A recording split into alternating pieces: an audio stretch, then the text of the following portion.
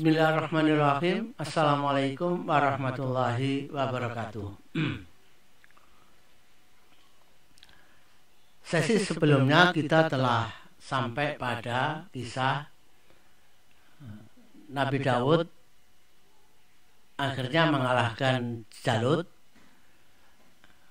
dan Quran surat Al-Baqarah ayat 251 menyebutkan bahwa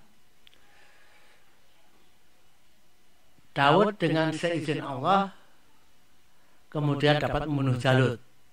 Nah, kemudian Allah memberikan kepada Daud kerajaan dan hikmah, ya, dan mengajari apa yang dia kehendaki.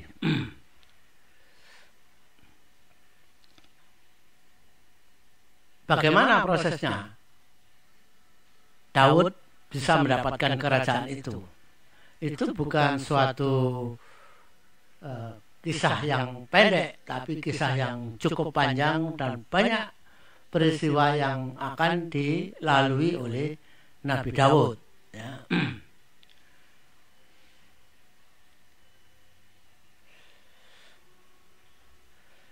Dikisahkan, ya, setelah mengalahkan Jalut itu, kemudian Daud terlibat dalam banyak peperangan, ya, sehingga Daud ini dikenal sebagai jago perang, ya.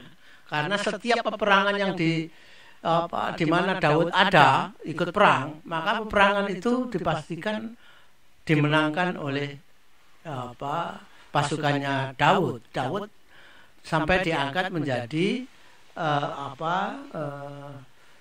salah satu kepala pasukan, ya, salah satu kepala pasukan dari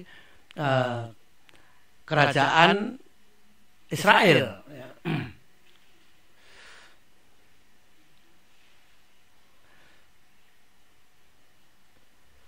Disebutkan dalam kitab Samuel, ya, kitab 1 Samuel, bahwa Daud diangkat sebagai kepala prajurit oleh Saul, ya, yang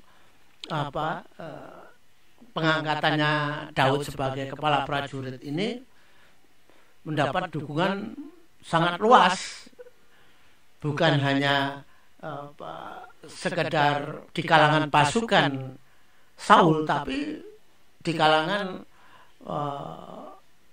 penduduk Bani Israel secara keseluruhan, ya. Sangat luas dukungan pada Daud karena terkenal telah banyak memenangkan peperangannya itu. Kitab 1 Samuel pasal 18 ayat 1 sampai 9 menginformasikan Bani Israel memuji Daud dengan membuat nyanyian. Saul mengalahkan beribu-ribu musuh, tetapi Daud berlaksa-laksa. Nyanyian itu meskipun pendek, tapi menggambarkan bagaimana peran Daud dalam peperangan yang dilakukan oleh kerajaan Israel. Perannya jauh lebih besar dari rajanya, yang digambarkan bahwa Saul meskipun juga banyak memenangkan peperangannya yang disebut mengalahkan beribu-ribu musuh, namun untuk Daud disebut mengalahkan berlaksa-laksa. Jadi kemampuan Daud sudah dianggap mengungguli kemampuan Saul, ya. Mendengar pujian untuk Daud ketika pulang perang selalu dengan nyanyian seperti itu, Saul mulai menggunakan siasat untuk menyingkirkan Daud. Karena apa? Akhirnya Saul tidak suka dengan pujian-pujian untuk Daud itu, ya. Yang pujian-pujian itu mengalahkan pujian untuk dirinya. Cara menyingkirkannya adalah Daud ditawari untuk mengawini anak perempuan tertuanya sendiri, anak perempuan tertua Saul, ya. namun dengan syarat menjadi orang yang gagah perkasa dalam perang di jalan Tuhan, perang di jalan Allah. Jadi Bani Israel saat itu ya sudah mengenal ya, perang di jalan Allah itu sudah mengenal ya. Artinya apa? Syarat itu adalah syarat yang yang membuat Daud jika mau mengawini anak perempuan Saul, maka Daud akan terlibat semakin banyak dalam peperangan. Daud akan semakin banyak berada di garis depan medan peperangan. Jadi Saul bermaksud untuk mengirim Daud ke medan perang yang berat dengan harapan Daud terbunuh di dalam peperangannya itu. Namun Daud justru menolak, ya, mau nikahkan dengan anak perempuan tertua raja, tapi justru Daud menolak, ya. Karena apa? Karena merasa dirinya tidak pantas untuk menjadi menantu raja. Dirinya adalah anak orang yang sederhana dan biasa saja, bukan orang kaya juga, ya. Jadi Daud dengan alasan seperti itu menolak keinginan Saul untuk diperistrikan dengan anak tertua Saul, ya. Ini lukisan tentang bagaimana rakyat Bani Israel menyambut Daud pulang perang dengan nyanyian pujian yang tidak disukai oleh Saul, sehingga Saul memandang dengan rasa benci kepada Daud. Jadi yang sebelumnya Daud itu ada penghiburnya yang selalu siap untuk memainkan kecapi dan menyanyi, tapi kali ini Saul ketika mendengar nyanyian rakyat untuk Daud yang memuji-muji Daud dalam memenangkan peperangannya itu, membuat justru Saul menjadi benci, ya. Dari rasa sayang kemudian menjadi rasa benci. Itulah yang dialami Saul, ya.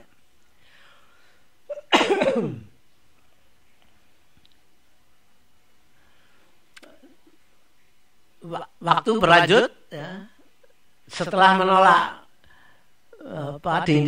dinikahkan dengan anak perempuan Saul yang tertua, namun ternyata ada juga anak perempuan Saul yang jatuh cinta pada Daud, yaitu Michal, bernama Michal. Dikisahkan Michal ini jatuh cinta kepada Daud. Melihat itu Saul tentu senang, ya. Setelah dapat penolakan dari Daud, ternyata Michal malah mencintai Daud, ya, dan minta supaya dirinya dinikahkan dengan Daud. Saul mempunyai alasan lebih kuat, ya. Mempunyai alasan lebih kuat karena ini permintaan anaknya, yang tentu mungkin Daud sudah mengetahui bahwa memang Michal itu mencintai dirinya, ya. Saul kemudian kembali menjalin komunikasi dengan Daud dan melalui pesuruhnya, di mana dirinya ingin menikahkan Daud dengan Michal tanpa memberikan syarat apa-apa tentang pernikahan tersebut. Jadi sebelumnya dengan syarat yang berat, sekarang akan menikahkan Michal dengan tanpa syarat apapun, ya.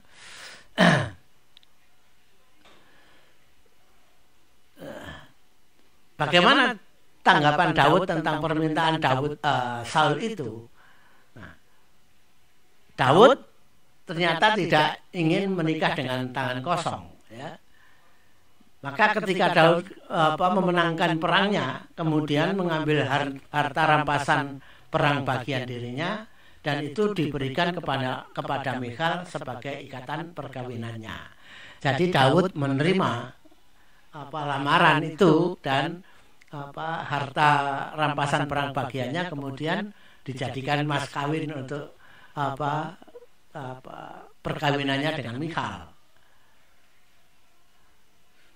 Atas peristiwa itu ketika Daud justru akhirnya menikah dengan Michal, justru Saul mulai mengerti bahwa sesuai wahyu yang diterima Nabi Samuel, maka Daud adalah orang yang akan menggantikan dirinya sebagai raja. Apalagi fakta pada masa penduduk kerajaan Israel, nampak sekali Bani Israel ini sangat mengasihi Daud, ya, sangat menyukai Daud karena selalu memenangkan peperangannya itu dan banyak menolong Bani Israel.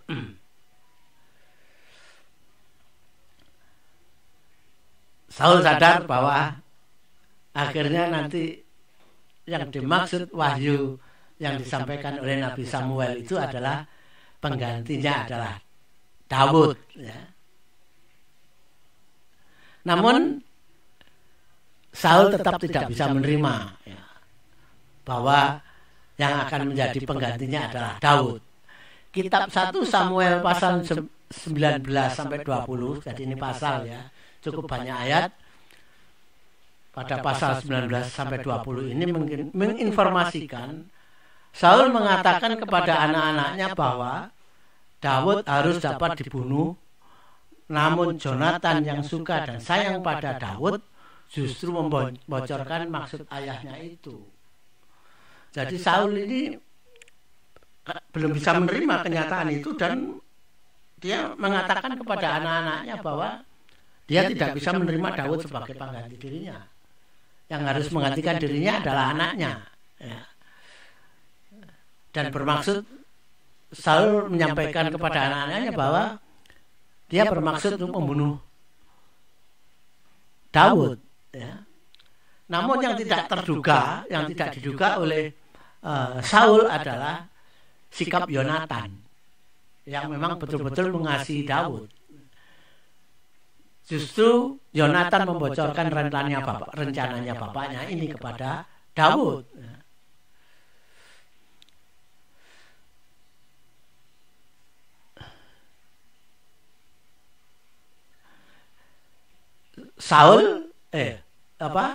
Jonatan malah berjanji akan memberitahukan kepada Daud kapan rencananya bapaknya ini akan membunuh Daud, ya. Namun akhirnya bocor juga, ya, apa yang dilakukan Yonatan itu sampai kepada telinganya Saul dan itu membuat marah Saul sehingga hampir saja Yonatan itu dibunuh oleh Saul, ya. Sudah dilakukan tapi gagal membunuh Jonatan itu, ya. Gagal membunuh Jonatan itu karena marahnya Saul terhadap Jonatan sehingga Jonatan itu dilempar tombak tapi nggak kena, ya. Jadi sudah betul-betul berniat membunuh Jonatan karena membocorkan niatnya untuk membunuh Daud itu, ya.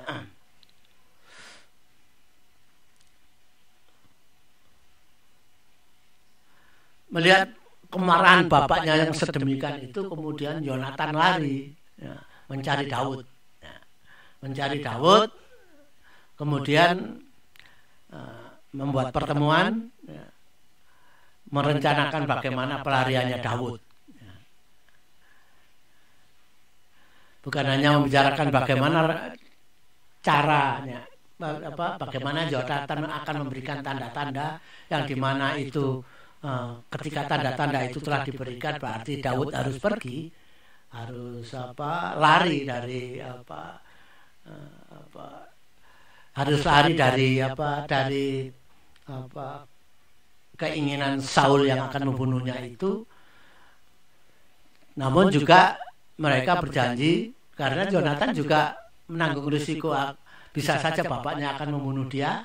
Mereka ini saling berjanji jika Yonatan akan terbunuh dalam perang atau justru dijebak oleh bapaknya sendiri sehingga mati dalam peperangan atau juga malah dibunuh langsung, maka Jonatan menitipkan anak-anaknya itu kepada Daud. Nah, tapi Daud disuruh pergi dulu, ya. Jadi disuruh lari dari kerajaan ya, disuruh lari dari istana kerajaan Israel. Setelah ada tanda-tanda dari Jonathan bahwa dia harus segera lari, maka ketika tanda-tanda itu muncul, Daud langsung pergi dari istana Saul ya. Ini adalah lukisan perjanjian antara Jonathan dengan Daud ya.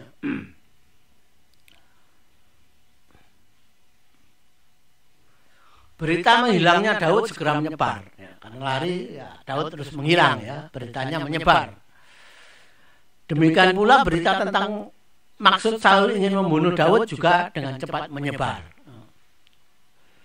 Karena berita itu akhirnya Daud juga mendengar, meskipun sudah di tempat pelarian, Daud itu mendengar bahwa berita tentang keinginan rajanya ingin membunuh dirinya itu membuat Daud juga berhati-hati. Karena apa?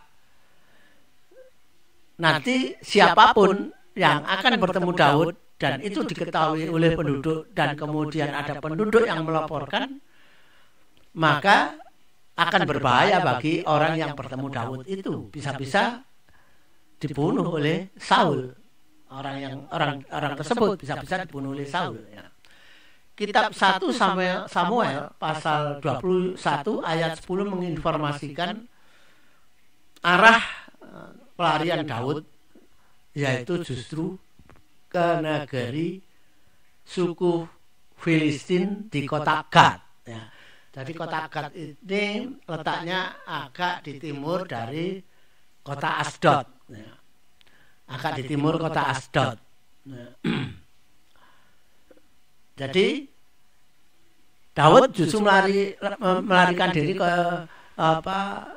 kotanya orang-orang Filistin, yang tentu hal itu menghalangi Saul untuk terus mengejar Daud ya. Untuk menghindari dendam atas kematian Goliat, karena Daud telah membunuh Goliat sebelumnya itu, maupun atas banyak kemenangannya atas peperangannya dengan suku Filistin ya, maka dalam pelariannya di kota Gad itu Daud bertingkah laku seperti orang yang lupa ingatan ya.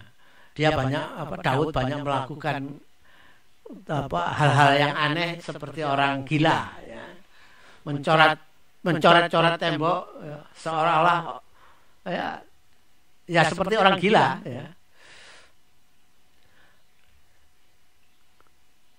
Seperti orang gila, tidak membahayakan, tapi tidak ada orang berani mendekat. Karena reputasi Daud sebagai orang yang tangguh bertarung ya, tangguh dalam bertarung. Jadi tingkah laku gilanya itu tidak nampak membahayakan orang, tapi tidak ada orang berani mendekati Daud.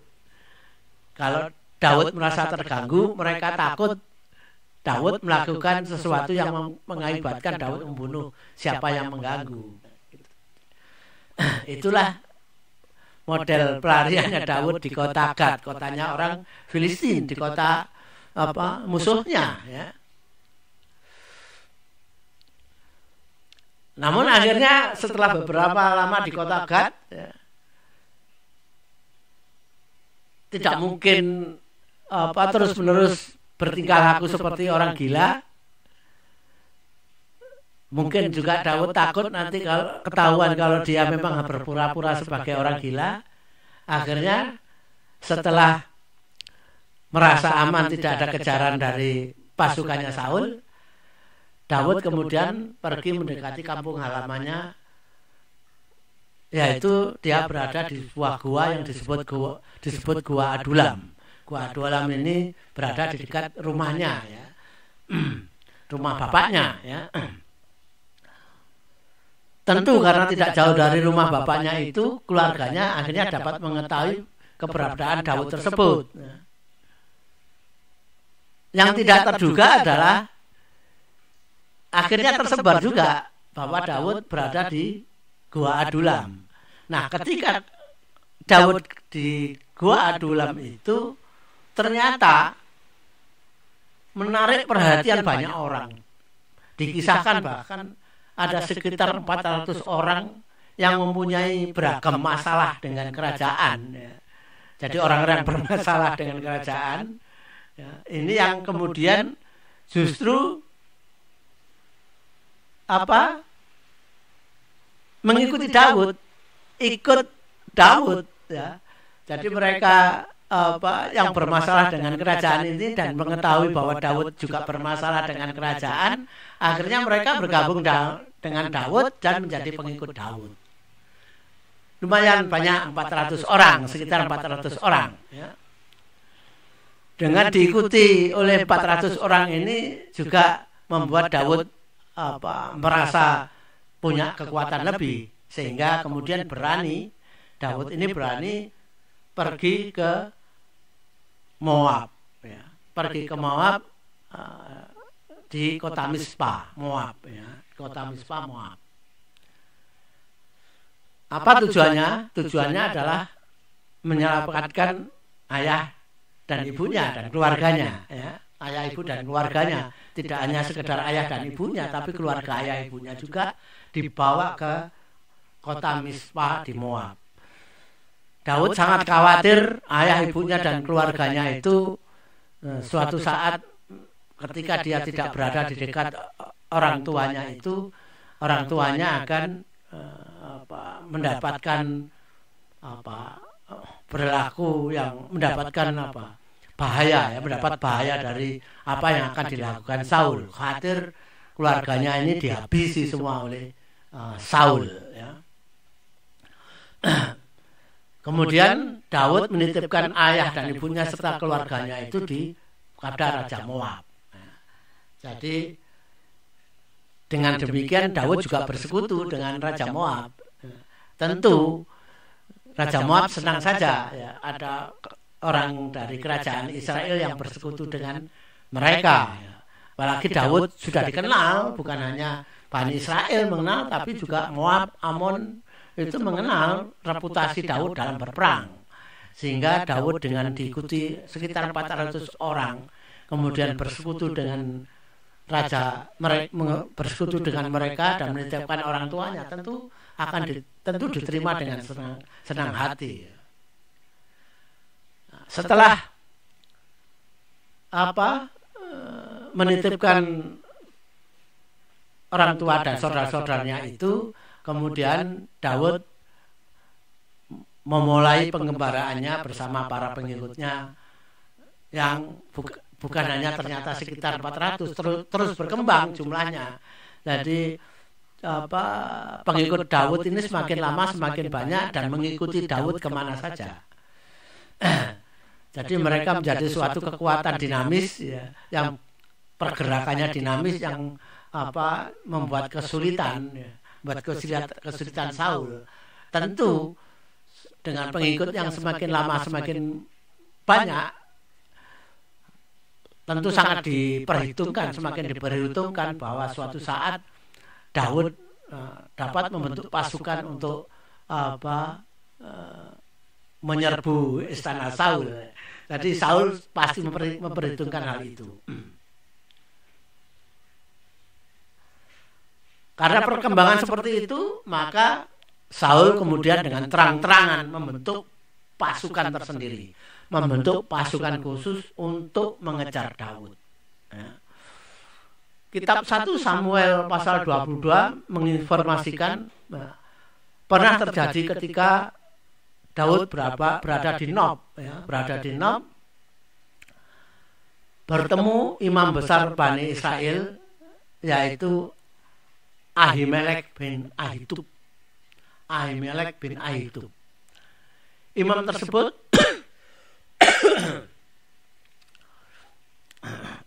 memberinya makanan kepada Daud, memberi makan kepada Daud dan para pengikutnya yang jumlahnya sudah semakin banyak. Namun berita itu juga akhirnya sampai kepada Saul,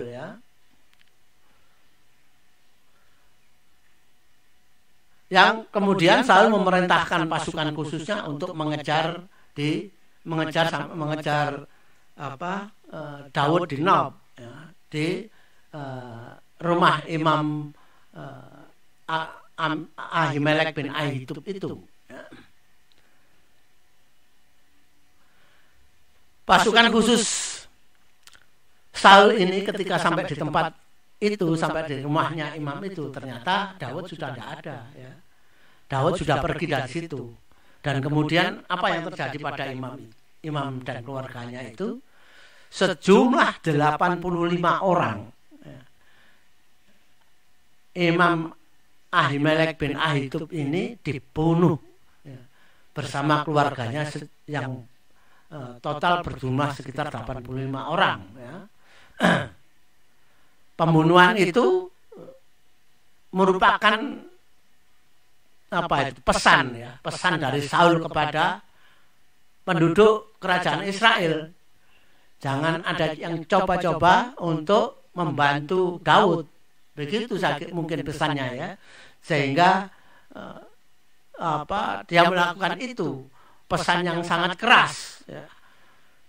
Seorang imam dan keluarganya yang berjumlah 85 orang itu dibunuh semua oleh Saul, oleh pasukannya Saul. Ya. Nah, ini adalah lukisan bagaimana pasukan Saul, ya, menghabisi Imam Ahimelek dan keluarganya. Ya.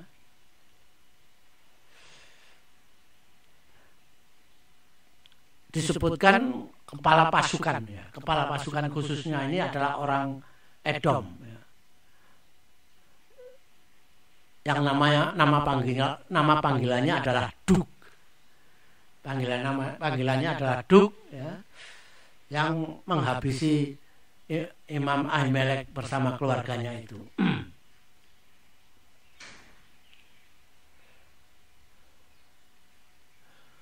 Dalam pengembaraan karena pelariannya itu, Daud dan pengikutnya bahkan dikisahkan pernah menyelamatkan penduduk kota Keila. Jadi Daud ini meskipun lari, tapi juga ingin menunjukkan bahwa mereka lari bukan karena ingin memberontak begitu saja, tapi lari karena terpaksa, karena dikejar-kejar oleh pasukan Saul, dan keberadaannya juga bukan sesuatu yang membahayakan penduduk. Bahkan ketika penduduk di kota Keila ini dijarah oleh puak suku Filistin yang ada di dekat situ, Saul dan pengikutnya kemudian membebaskan kota Keila itu dari penjaraan oleh puak suku Filistin itu. Tentu penduduk kota Keila senang. Namun pada saat yang bersamaan juga takut.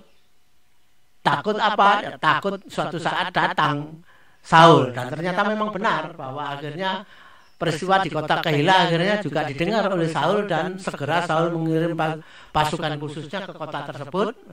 Namun ketika sampai di kota tersebut, Daud sudah tidak ada. Kali ini Saul tidak melakukan pembunuhan di kota Keila. Karena apa? Faktanya Daud dan pengikutnya ini justru menolong kota Keila. Kalau dia juga akan membunuh orang Keila, dia akan semakin kehilangan kepercayaan pada penduduk Bani Israel. Karena apa? Tidak salah kota penduduk Keila ini yang kemudian ditolong oleh Daud, ya. Jadi kalau Daud karena menolong penduduk Bani Israel, kemudian penduduk tersebut dibunuh oleh Saul, maka Saul akan semakin sulit mendapatkan dukungan dari suku-suku Bani Israel lainnya. Suatu saat Saul mendengar kabar bahwa Daud ada di Koresa, ya. Kemudian mengejarnya, namun Daud telah pergi. Para tentara Saul dapat menemukan jejak Daud dan orang-orangnya di padang gurun Maon. Saul segera berusaha mengepung Daud, namun kemudian mendadak Saul menerima berita bahwa suku Filistin sedang menyerbu negerinya, ya, dalam perjalanan menyerbu istananya. Saul lalu membatalkan usahanya untuk menyerang Daud dan orang-orangnya. Sudah mengepung, tapi kemudian terdengar berita bahwa istananya mau diserbu oleh suku Filistin, sehingga akhirnya mengurungkan pengepungan itu dan kembali istana untuk bertempur dengan Filistin. Ya. Dan dikisahkan Saul dapat memenangkan pertempurannya dengan Filistin tersebut, dengan memenangkan pertempurannya atas serangan suku Filistin tersebut. Ya. Suatu ketika Saul mendengar Daud berada di gunung En-Gedi. Saul segera mengumpulkan pasukan khususnya, tidak sedikit jumlahnya, 3.000 orang. Ya. 3.000 orang. Ya. Dalam suatu perjalanan yang cukup melelahkan untuk mengejar Daud di gunung En-Gedi. Dalam pengejaran itu, Saul akhirnya menemukan sebuah gua. Kemudian beristirahat dan tertidur di dalam gua itu. Saul tidak mengetahui bahwa ternyata di dalam gua itu ada Daud. Ada Daud di dalam gua itu dengan seorang pengikutnya. Ya. Ketika Saul tertidur di dalam gua itu, kemudian Daud menghampiri Saul, tidak bermaksud membunuhnya, ya, tapi sebagai tanda bahwa dia bisa saja membunuh Saul saat itu. Kemudian Daud memotong punca jubah. Jadi punca jubah itu di pundak biasanya ada yang disebut punca jubah, dipotong oleh Daud, kemudian dibawanya. Ini adalah lukisan Daud memotong punca jubah Saul, ya. Dan disaksikan oleh pengikutnya Daud, pengikut Daud.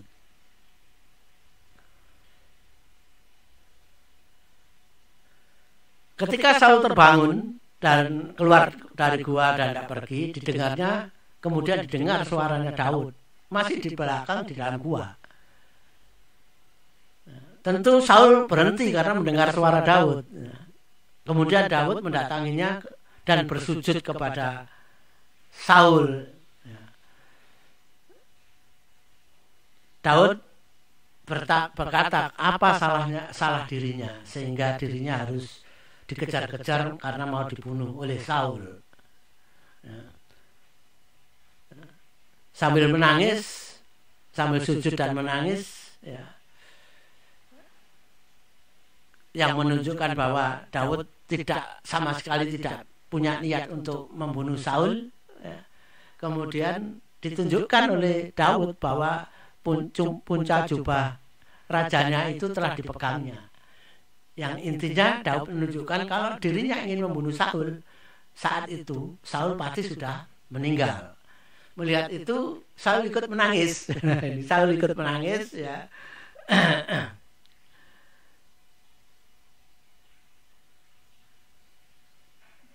Dan Saul berkata kepada Daud bahwa Daud suatu saat nanti dirinya akan menjadi raja Israel. Kemudian Daud dimintanya bersumpah apabila nanti Daud menjadi raja agar tidak melenyapkan dirinya dan keluarganya. Tentu Daud bersumpah karena tidak ingin membunuh Saul, apalagi Saul itu adalah raja pilihan Nabi Samuel, ya. Yang Nabi Samuel itu memilih Daud berdasarkan petunjuk dari Allah, ya. Sehingga Daud tidak ingin membunuh Saul karena memang Saul bukan orang sembarangan, karena Allah yang memilih Saul menjadi raja, ya, melalui Nabi Samuel itu. Dan Daud berjanji tidak akan membunuh Saul dan keluarganya. Setelah janji itu, Kemudian Saul pulang tanpa meminta Daud untuk kembali ke istana raja. Daud bukannya percaya dengan janji Saul ya. Bisa saja Saul tidak menghilangkan atau tidak menghapus niatnya membunuh Daud ya. Jadi ketika Saul pulang kembali ke istananya, Daud tidak mengikutinya. Daud melanjutkan pengembaraannya. Daud melanjutkan pelariannya. Ya. Di tengah-tengah pelarian itu terdengar berita kematian Nabi Samuel di kotanya, yaitu di kota Ramataim ya. Jadi kematian Nabi Samuel ini tentu segera beredar pada seluruh penduduk, sehingga Daud pun yang masih dalam pelarian akhirnya mendengar kematian Nabi Samuel. Dengan kematian Nabi Samuel itu, kemudian setelah mendengar berita itu, Daud pergi ke kota Rama. Demikian pula Saul bersama pasukannya juga pergi ke kota Rama. Seluruh penduduk Israel berbondong-bondong ke kota Rama untuk menunjukkan duka citanya atas kematian nabinya itu.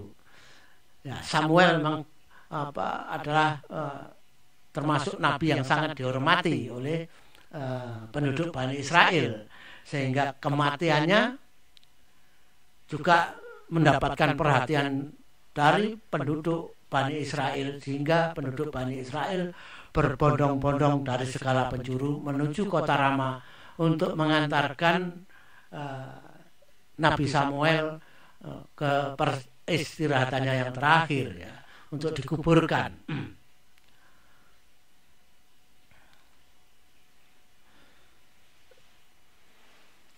Cukup lama jadi berada di kota Rama ini, karena tradisi Bani Israel untuk menunjukkan keprihatinannya atas kematian orang yang sangat dihormatinya itu bisa 40 hari, rata-rata 40 hari ya. Dia perkabungan itu 40 hari ya. Masa perkabungan atas orang yang sangat dihormati itu 40 hari. Demikian pula Daud dan pengikutnya, Saul dan pasukannya berada di kota Rama 40 hari. Setelah masa perkabungan atas kematian Nabi Samuel itu selesai, mereka kembali lagi ke tempatnya masing-masing. Saul kembali ke istananya, Daud kembali memulai pengembaraannya. Tidak dikisahkan ada konflik selama perkabungan atas kematian Nabi Samuel. Tidak ada gesekan antara Daud dengan Saul ya.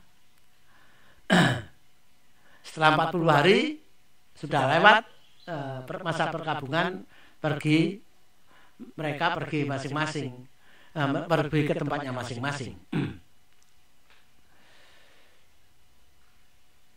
Ini adalah Masjid Samuel ya. Jadi ada masjidnya.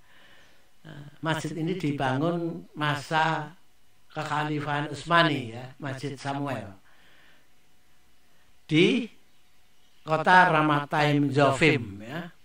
Ini letaknya tidak jauh dari Yerusalem ya. Kalau sekarang di kota Ramallah itu ya, berada di wilayah di kota Ramallah ya. Jadi tidak terlampau jauh dari Yerusalem itu, utara kota Yerusalem. Ini adalah Masjid Nabi Samuel.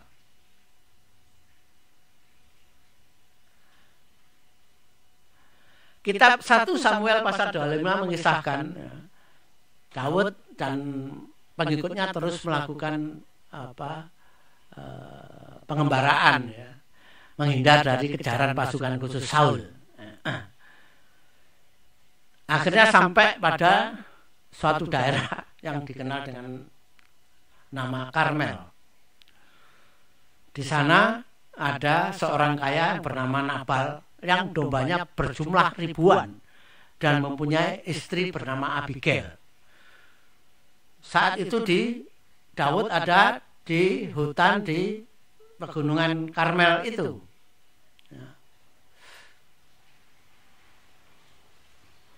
Begitu banyaknya domba milik Nabal, sehingga dombanya ini tidak dipelihara dalam satu suatu penggembalaan domba, tapi dibiarkan saja karena begitu banyaknya dombanya itu, sehingga dombanya itu juga sampai juga mencari makan ke tempat persembunyian Daud dan pengikutnya di Karmel itu. Daud melarang pengikutnya untuk mengambil domba itu karena mengetahui bahwa domba itu ada pemiliknya. Jadi tidak boleh mencuri, pengikutnya dilarang untuk mengambil itu. Namun demikian Daud juga mengirim utusan ke Nabal bahwa dirinya menjaga dombanya dan melarang pengikutnya untuk mengambil dombanya, dan Daud untuk hal itu untuk jasanya itu yang ikut menjaga dan termasuk mengembalakan dombanya Nabal itu, Daud minta upah agar pengikutnya ini diberi makan oleh Nabal. Upahnya hanya minta makan kepada Nabal. Ya memang banyak, pengikutnya Daud kan banyak. Mungkin sudah lebih dari 750 orang pengikutnya, sudah semakin lama semakin banyak. Untuk memberi makan sebanyak itu memang cukup banyak untuk menyembelih domba. Bisa kita hitung kalau satu domba bisa untuk 25 orang bisa, berarti bisa sekitar 30 domba sekali sembelih untuk makan 750 orang. Dan kok banyak.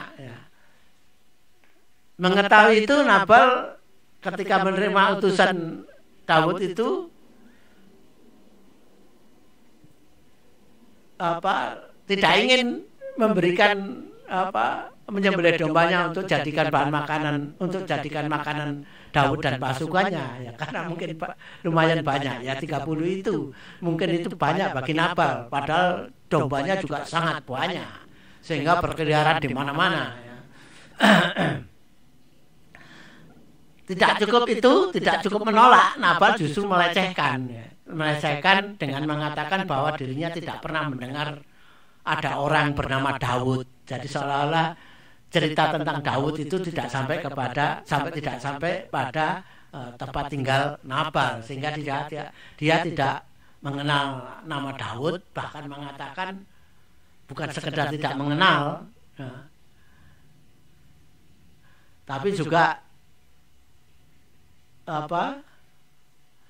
mengatakan bahwa memang sekarang ini dia telah mendengar bahwa banyak orang bermasalah dengan istana Saul yang kemudian pergi. Jadi dia melecehkan, intinya melecehkan Daud, yang dianggapnya Daud dan para pengikutnya itu adalah orang-orang yang bermasalah, yang tidak perlu diberi. Ya mungkin juga Nabal takut mau ngasih kalau kedengaran Saul, sehingga dia tidak hanya menolak, tapi justru melecehkan.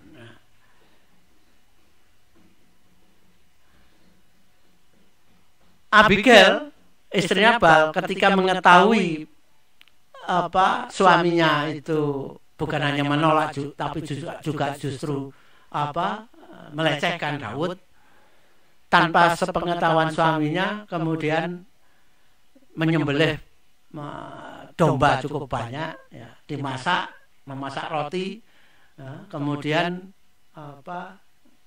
setelah masakan itu selesai, dibawanya itu masakan domba dan roti-roti itu, kemudian dia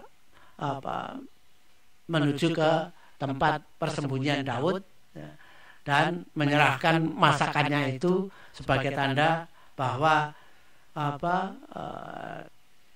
dirinya dan penduduk di kota itu tidak ingin bermasalah dengan Daud. Bahkan Abigail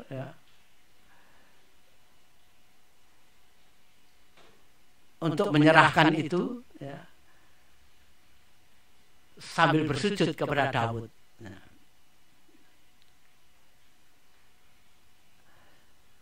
Abigail dikisahkan bersujud di kaki Daud.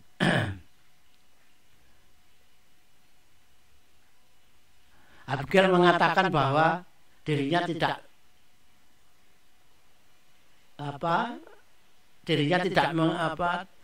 setuju dengan apa yang dilakukan oleh suaminya, namun juga minta kepada Daud agar tidak mengindahkan apa yang dikatakan Nabal tentang dirinya, tentang Daud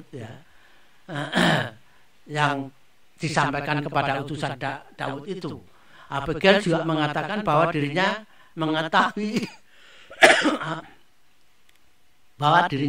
maksud Daud, bahwa Daud tidak mau berhutang sehingga tidak langsung mengambil domba sebagai upah atas penjagaan Daud dan orang-orangnya terhadap domba-domba milik Nabal. Tapi Nabal justru telah berbuat bebal. Namun juga Abigail juga mencegah agar Daud tidak berhutang darah. Kalau sampai Daud marah mendengar laporan dari utusannya kemudian memerintahkan pembunuhan terhadap Nabal, maka Daud bisa berhutang darah dengan membunuh membunuh Nabal. Karena dianggapnya Daud mencari keadilan dengan cara yang salah. Dengan menumpahkan darah tanpa alasan. Jadi Abigail juga mengingatkan Daud agar tidak membunuh Nabal. Setelah menyerahkan masakan itu, kemudian Abigail pulang dan masakannya itu diterima dengan baik oleh Daud, dan Daud juga menerima dengan baik saran untuk tidak membunuh Nabal. Sampai di rumah, Abigail melihat suaminya sedang berpesta dan bermabuk-mabukan. Pada pagi hari setelah suaminya terbangun, kemudian Abigail menceritakan apa yang baru dilakukannya, yaitu mengantarkan makanan kepada Daud dan pengikutnya.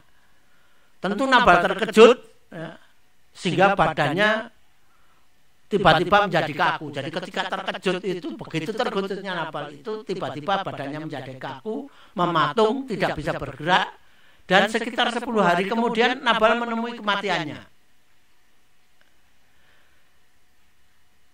Akhirnya Daud juga mendengar kabar kematian Nabal. Ketika mendengar kematian Nabal itu, kemudian Daud mengucapkan syukur karena dirinya telah tercegah dari perbuatan jahat. Karena apa? Karena perbuatan jahat yang akan membunuh Nabal itu ya. Jadi Daud kemudian mengucapkan syukur ya, karena tidak jadi membunuh Nabal. Bahkan Daud kemudian mengutus orangnya untuk menyampaikan maksudnya untuk memperistri Abigail. Ketika datang utusan Daud menyampaikan hal itu kepada Abigail, Abigail kemudian mengirim pesan balasan bahwa sesungguhnya dirinya hanya ingin menjadi budak yang membasuh kaki Daud. Pesan dari Daud dan balasan dari Abigail ini menunjukkan bahwa Daud telah menguasai wilayah tersebut. Jadi penduduk di situ tahu ketika Nabal mati berarti tidak ada halangan lagi bagi Daud dan pengikutnya untuk menguasai tempat itu, termasuk menguasai harta Nabal dengan memperistri Abigail. Dengan permintaan Daud yang ingin memperistri dirinya itu, Abigail setelah utusan Daud pergi kemudian berkemas-kemas dan segera menunggangi keledainya dengan diiringi pelayannya mengikuti utusan Daud, ya, dan kemudian Abigail menjadi istri Daud. Jadi dalam pengembaraannya itu akhirnya Daud dapat istri, ya, yaitu Abigail. Itulah kisah pelarian, ya. Tapi belum selesai pelariannya, masih akan ada pelarian lain, ya. Ini adalah pelarian Daud, yang akhirnya dalam pelarian itu dapat memperistri Abigail, ya, mempunyai istri yang bernama Abigail itu. Saya kira tentang kisah pelarian Daud yang untuk kali ini sampai di sini. Waktunya sudah cukup panjang. Nanti kita akan kisahkan lagi pelarian selanjutnya dari Daud dan pasukan atau pengikutnya itu. Demikian yang bisa kami sampaikan untuk kali ini tentang pelarian Daud dari kejaran Talut atau Saul, ya, yang nanti akan masih berlanjut kisah pelarian ini. Mudah-mudahan bermanfaat untuk memahami betapa meskipun hanya satu kalimat di Quran surat Al-Baqarah ayat 251, ya, ayat 251 itu, tapi prosesnya tidak demikian saja kemudian dapat kerajaan, ya. Tapi ada peristiwa, cukup banyak peristiwa yang dialami oleh Daud untuk mendapatkan kerajaan itu. Ya. Berikutnya juga masih akan ada kisah bagaimana pelarian Daud, ya, sehingga nantinya akan mendapatkan kerajaan itu. Saya kira demikian. Billahi taufiq wal hidayah. Assalamualaikum warahmatullahi wabarakatuh.